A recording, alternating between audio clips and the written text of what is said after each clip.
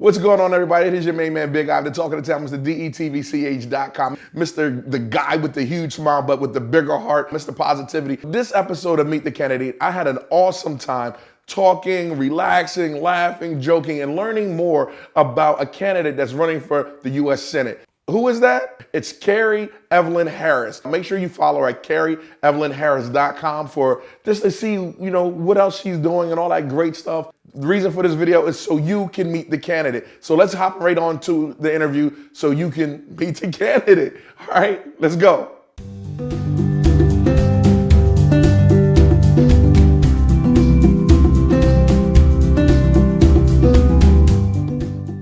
Welcome back, everybody. It is your main man, Big I, and today I have a very, very special guest on Meet the Candidate. And you know what this is? This show is about me introducing you to some amazing people that's running for office. So you can see that it's not just about politics. It's about who they are, what they do, and what makes them laugh and smile, because God knows we need that right now. So welcome to this episode again, and my special guest is Kerri Evelyn Harris. I didn't want to screw the name up. Thank you. I didn't want to screw the name. Thank you so much for coming. Thank you for having me.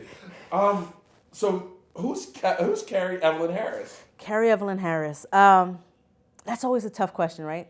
So Always, we get that in our interviews at work and everything. So the easiest way that I can describe myself is someone who doesn't know how to live life about myself. Okay. Right? It's always about my family, my community, the betterment for all of us, and to be willing to put everything I have on the line to make sure that tomorrow is better for each and every one of us. Where did that come from? My parents. My parents. That sounds like a parent thing. It is. It's in my family. My parents, from even before I was born, they were very active in the community. Okay. Both of them were very strong in the civil rights movement. Yeah, were they? Yes. So in different areas. So as the public knows, my mother is white, my father is black. So my father's experience was vastly different, clearly. Right. So his family is from Virginia originally. Yeah. And his parents, Richmond area, My Powhatan County. dad is from Richmond. Okay. Yeah, so we're probably related somewhere. Yeah. They just helped each other out. Yes. So what happened is his family migrated with the Great Migration up to New York. Okay. So his parents were there while he stayed back with his grandparents. Okay. And he had quite the experience. They grew up on a farm. There was still the idea of you had to respect people simply because of the color of their skin, not because of how they respected you back. Yeah. He found his uncle lynched at a young age. Yeah. All of these things were real for him. It sounds so familiar. Right, and so even when moving up to New York, he was in a school that was integrated, but there were a handful of black people, and they were repeatedly reminded that they would be the farm hands. Yeah. And he and his handful of friends who were black said, we won't be. Right. And they actually graduated and went on to be very instrumental people in their community. Wow. Whether as organizers or politicians or school teachers, they made sure that they changed the trajectory for their community. Right. And in doing that, they also made a point to work with other people. So migrant workers was a big area that my father worked on in New York, because his father was a potato farmer. He knew that there was a way out of it for the migrant workers' kids because he was that kid. Right. And he also worked with unions. Right before I was born, my parents started a camp for inner city youth so that they knew what it was like to grow up and live in a rural area. Right. And so from organizing for the Poor People's Campaign back during towards the end of Martin Luther King's life, and also organizing within his own community, that was just a part of who he was. Right. My mother grew up in Pennsylvania, never saw a black person until her parents decided to move to California to give them better opportunity, because at that time, and still, California has really good state universities. Yeah. And my grandfather said, you're going to have better opportunities. So they moved with their kids. And my grandmother would tell me the story when my mom first saw a black person, she just stared. And she was like, you need to stop. She just stared, right? Because to her, it was new. And television wasn't a thing, right? Yeah. So can you imagine what that yes. would have been like? Like, and I'm sorry for interrupting you. Yes. You're painting a beautiful picture, and I'm thinking of you know, a white girl from Pennsylvania going to California, and like. Whoa, you know what I mean? Exactly. It's like the movie Life. Right. When he came out, when Martin Lawrence came home from jail. No, when he left jail to go pick the guy from the bus station. Exactly. And they're like, yo, the world has changed. It has. It has. Wow. And you have to understand, my grandfather on my mother's side is Swedish, second generation from Sweden, and he was discriminated against. KKK in his area didn't like Swedes, and they didn't like the Italians, right? Right. So when he moved to California and there was a lot of discrimination against black people and Hispanics, for him, there was the problem because he was that person. Yeah. So that's what my mom was raised on. When she left and moved to California, her father taught equal. Right. Even though her mother's side, her grandfather was a sheriff. Right. He was part of the KKK. Wow. Did not show up at my parents' wedding. Wow. Right. Because that would not happen in their family. Right. But you just see the change because my grandmother, 3 of her 6 kids married interracially. Wow. You see? Yeah. So when my mother was in high school, about to go to college, she saw what was meant to be, and that was King's movement to make sure they televised the atrocities that were happening throughout the nation dealing with race. Very important back then. And so my mother said, I'm leaving, Dad. And he said, well, you're going to college. We moved here so you could go to college. And she said, no, I have to go. And my mother joined Vista, and her job was to register black sharecroppers to vote in the Deep South in Mississippi. Are you serious? And she was attacked by KKK, was run off the road by sheriffs, told not to come back here, you N-word lover. See, yes. Those are the stories. Those are the stories that we don't hear about. Right. We don't hear about the white people that marched with Martin Luther King, and I think that's equally as important as the other stories that we hear as well. Right. And that I'm gonna have to bring your mom on the show and talk. You will. So I mean, she was a freedom rider with Julian Bond before he was Julian Bond, right? So she was like, he was just a handsome man. We didn't know who he was gonna be, right? So so these are things. This is what I was bred to do. My family was like, you will change the world. Right. As I spoke about at my kickoff, my dad always said, you will be the champion of your people. Yeah. And he just told us over and over.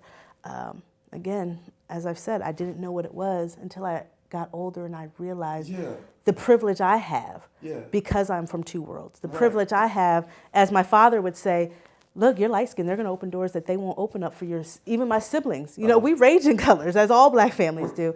So you're going to get in when other people can't, and your job is to hold the door open. Get out of here. Right?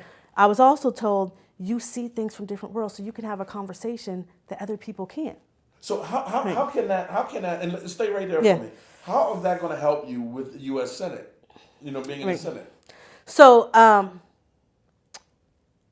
I'm sitting down with my team, right before we decide this is it, we're going to do this. Okay. And I had somebody who was considering still coming on the team, and they asked, are you going to negotiate? Because clearly negotiations aren't working. And I said, yes, I will negotiate. And I said, I'm going to go into every conversation assuming the best will happen.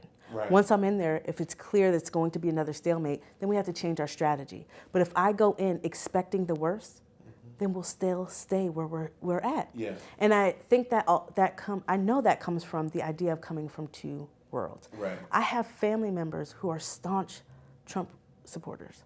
I have family members in Idaho who have large numbers of guns, thinking ISIS is coming. Right. They're not coming to Idaho, right? But I can have these conversations. Yeah. And I can feel comfortable. The uncomfortable conversations that most people avoid, I thrive on. Yeah. Because I'm willing for you to ask me that question, that when there's a riot in a black community because there's an atrocity committed against our community, and I can say our community for every community, right? So it's like in our community, and then hear someone from another portion of my community say, why do black people tear up their communities? Right. And I can answer that without feeling offended and express it. Yeah. Right? That's the leverage right there. It is the leverage. Yes. And so in the same way, where black people are like, how are you going to talk about us when they had riots in Philly after the Right. the win, Right. and it wasn't even an atrocity. You were excited, Right. but it's treated differently. It's treated different. Right? Right. And so going into Congress, to be able to have those conversations, to suspend the idea of being offended and just say, this is where we're at. Right. This is what the people need. Right. These are my people, truly, right? In every aspect of the word. Right. Then it could change the conversation. Yeah. It's not going, nothing is off limits with me. Right. I'm not afraid of it. Bring it, and we're going to work through it. And you just have to accept it. And eventually we're all going to get this idea that we're going to be champions of the people, whichever way we can, however we can open doors, and we'll hold it open. So you actually just took that, what Yes. your father said, the Always. champion of the people. Yes. Now, and speaking of the people, the day of your campaign kickoff, Right. like there were a lot of people Yes. in there. And, Yes. you know, when you panned the room and you looked in the room, you would see white, you would see black, you would see Right. old, you would see young. You know, like tell me who's supporting Kerri Evelyn Harris, because it looked real strong in that room. It did. And people are worried because it's like, you got it. Like, I'm gonna tell you, when I walked in, it was emotional. I feel strongly. Everything I do it because I know how it affects others. And I walked in there and I saw all the things you said, and it took my breath away. Right? Some people might say it's morbid, but I often think of when I live my life through to the end, and there's a funeral. If we're able to look down, I wonder what people will say. Right. And when I walked in that room, I was like, this is what people would say. Right. There was black, white, old, young, gay, straight. It didn't matter, and they were all in there for the same reason, understanding that the change could come, and that we will do it together. And they were motivated to be a part of it. And they believed in me enough to know that I'm not going there by myself. I'm ready to bring all of us to the table.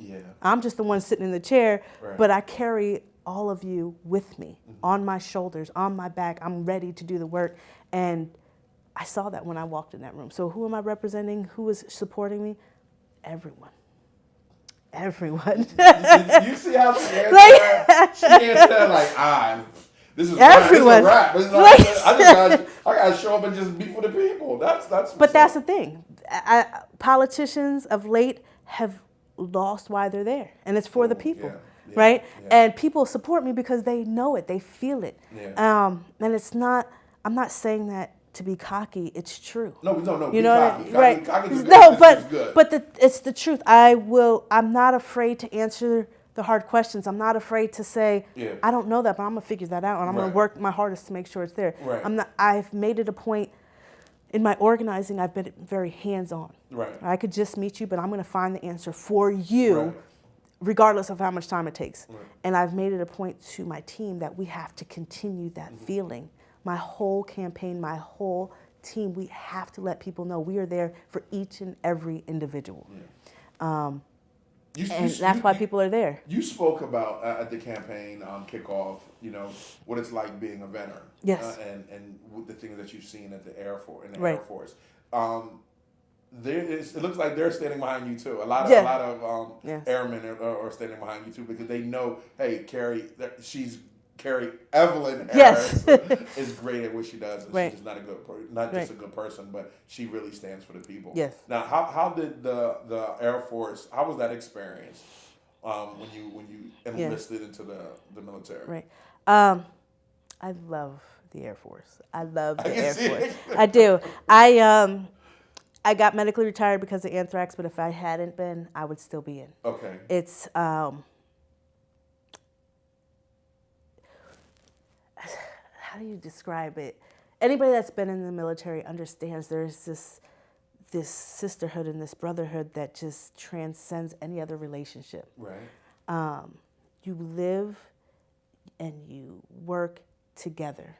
When you've left your family from which you were born into, you're thrown immediately into this new family, and you must learn how to thrive together with no hiccups, despite where you've come from, what religion you were born under, what political views, you've been raised under, all of these things go out the window, and we push a mission. Yeah.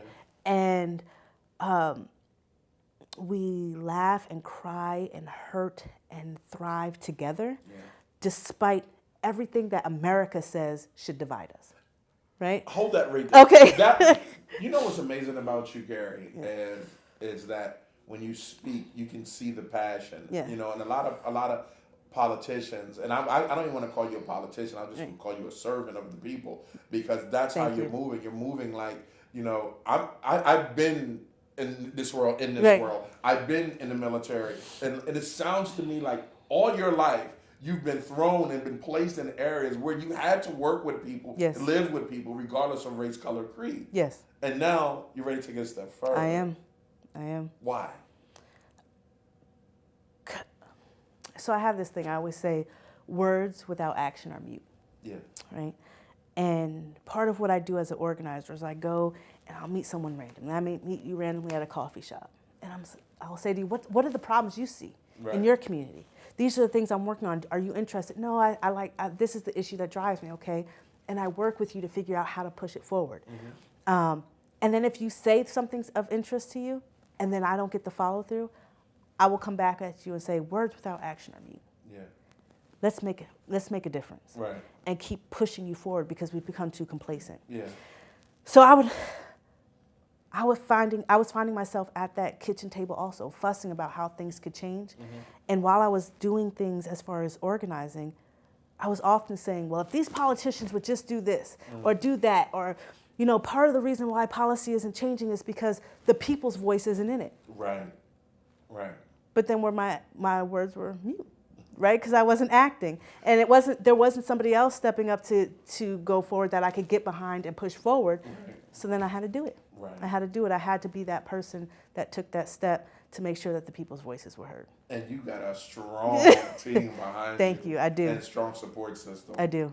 It's like watching you and watching the people that are supporting you. It's like watching, I don't want to say Bernie, but it's like you got the young people involved. They're hungry and they're ready. You have the people, the older people that have the wisdom. Yes. And the younger people are learning off of them, like, hey, how should I handle this? What do I do? And it's just amazing, because it's like you're ready. We are. There's nothing that I do. I'm the face. Right. But things are happening 24 hours a day. I fall asleep just preparing for an interview today, and I have a ton of emails and texts that I slept through, and I wake up and I'm like, oh man, they were working all night. Yeah. Right. But this is the passion that is in this. Yeah. And it's all grassroots. Everybody works full-time jobs, does this part-time. Yeah. Nobody has vast experience on campaigns. But what makes the difference, and the reason why we're going to win, is we have people power and we have passion, and we see that a difference needs to be made. Yeah. We'll never outraise Tom Carper. He's already spent so much money on a campaign, even before I announced. Mm-hmm. But what we're going to do, and what's going to make the difference, is we're going to have armies of Delawareans out there knocking on doors, letting people know we're there for them. Because it's not about the money. It's not. I think, and I'm going to say this like this: the Delaware way is good, but now it's a different way. Yes. It's the people. Yes. And people are tired of watching, you know, how we used to do things in Delaware. Right. People are standing right now. The younger people are coming in, being more involved in politics. Mm-hmm. They're ready to just say, hey, let's team up. Let's get it done. Yes. And I think that might be some of the fuel that the jet fuel, the rocket fuel that's behind your campaign, is because they're like, we're tired of watching. You know, we have people that's lifetime politicians. Yes. And this is no pun intended for Carper. Yes. It's time for a change. It's true. The changing of the guards is now. It's true. And it begins with the grassroots. Yes. And just like we've seen with Black Panther, yes. when people come together, yes. There's no limit. There isn't. There's no limit. So let me ask you real quick, your platform. What's your platform? We cover a number of areas. Mm-hmm. So you ready for this one? Let's go. We do. So the 4 that I mentioned at the kickoff was very strategic on my part, because there are even more behind that. Mm-hmm. But I mentioned universal pre-K, universal health care, raising the minimum wage to $15 an hour, and then also environmental justice issues, so avoiding any further drilling and fracking. Yeah. my platform goes out even further, and we'll be releasing an official portion, but dealing with criminal justice reform, education reform in general for K through 12, some foreign issues as well. So it goes on and on, but again, those will be released later on. But the reason I focused on those first 4 was anyone who has taken a basic psychology class knows that there is the hierarchy of needs. Yeah. And until you meet your basic needs, you cannot be concerned with anything further up the line. Agreed.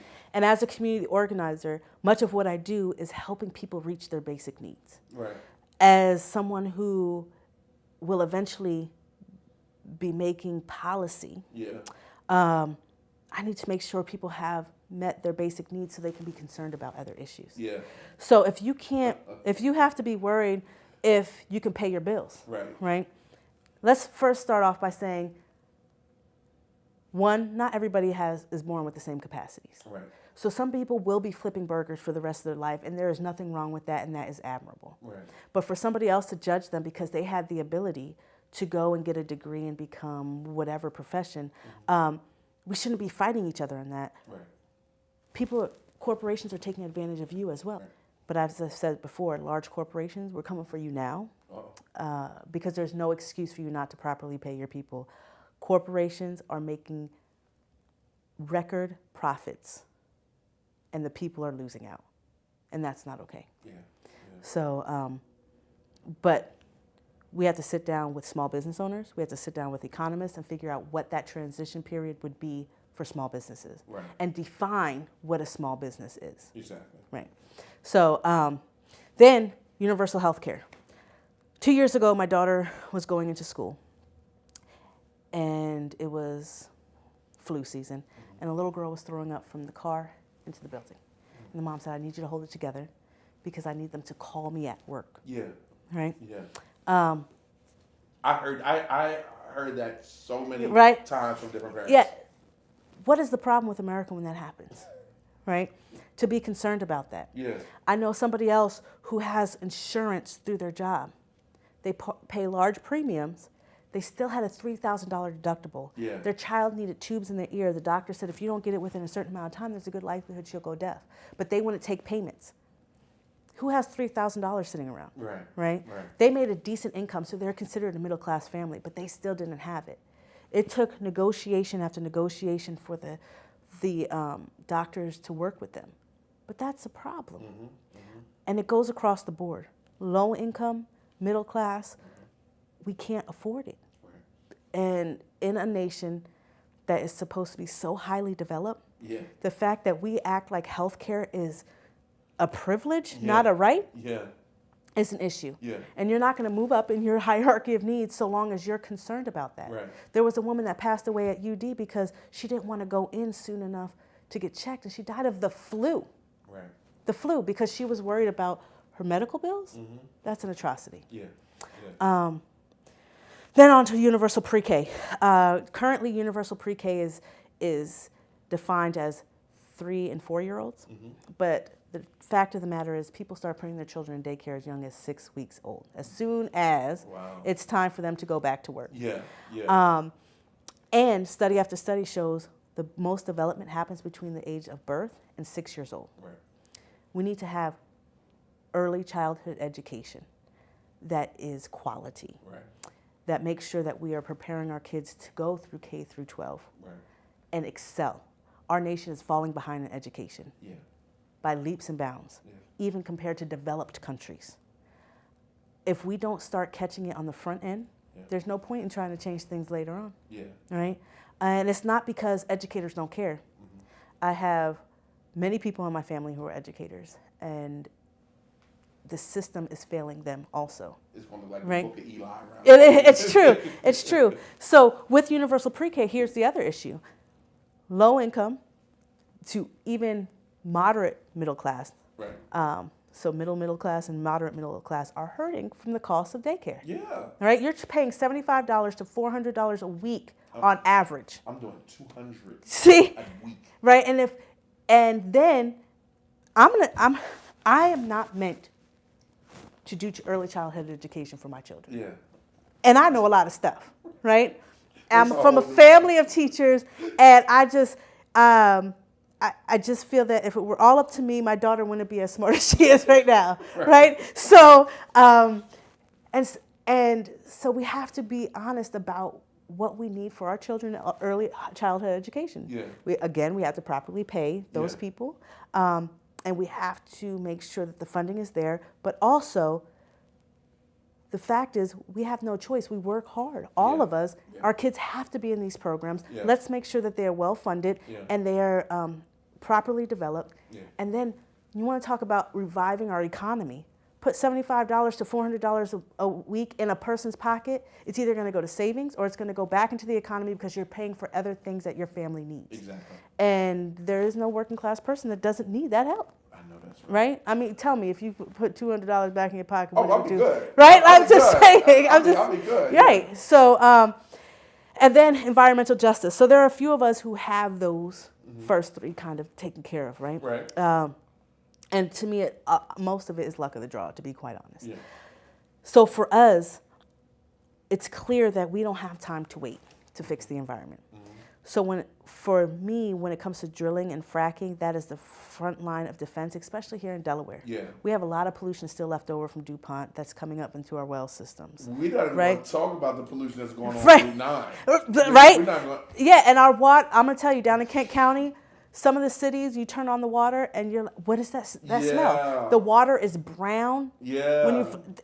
This is not healthy, right? And so those of us who have the ability to fight for the environment, because those first three areas of our hierarchies are met, we have to start working so that once those other people who haven't been able to go there, they aren't too far behind there. So we have to be prepared to fight that because the environment is a problem. What's up, everybody? If you got any questions or anything that you want to know more about, if you want to ask her, put it in the comments below. She promised that she was going to take a look at the feed and answer you back. So make sure you check it out. For more candidates that want to sign up for this, feel free. I want my audience to meet you. And remember, DETV, positive news, the only positive news site in Delaware. 200% positive news, just all the daggone time. Just ridiculous.